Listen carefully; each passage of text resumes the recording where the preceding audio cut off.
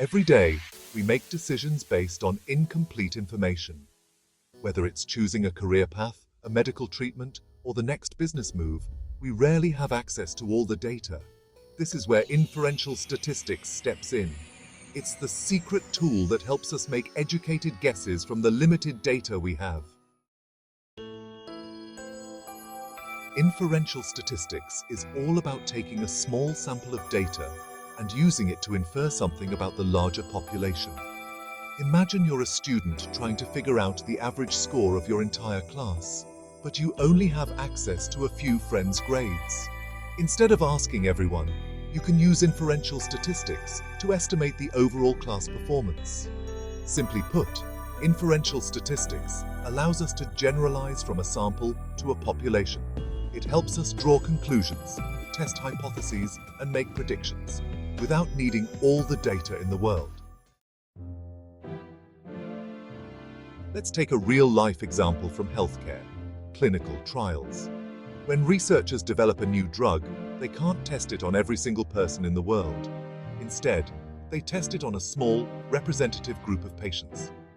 Using inferential statistics, they analyze the results from this sample group and infer how the drug will likely perform across the entire population.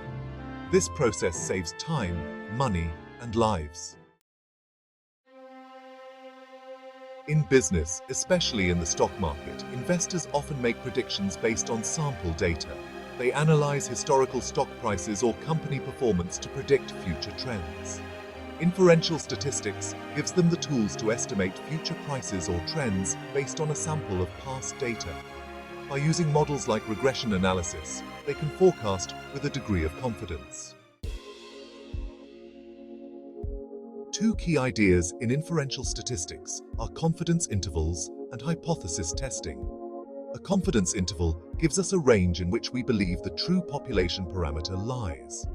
Say a survey finds that 60% of people prefer online shopping.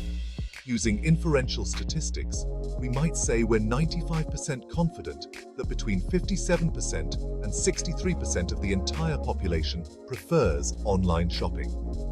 Next, hypothesis testing helps us make decisions. Imagine you're a manager at a company and want to know if a new training program has improved employee productivity.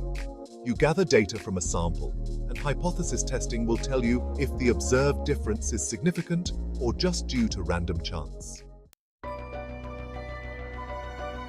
Another powerful use of inferential statistics is in election polling. Pollsters don't ask every citizen who they're voting for.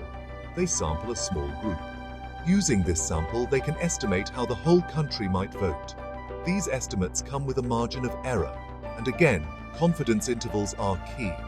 While polls might not always be perfect, they give us a pretty good picture of the likely outcome. One common mistake in inferential statistics is confusing correlation with causation. Just because two things seem related, like ice cream sales and temperature, doesn't mean one causes the other.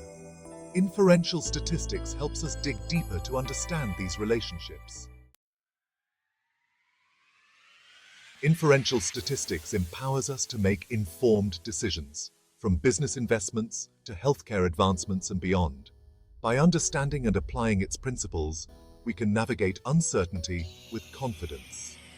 So the next time you see a prediction, survey result, or scientific claim, remember, inferential statistics is probably at work behind the scenes.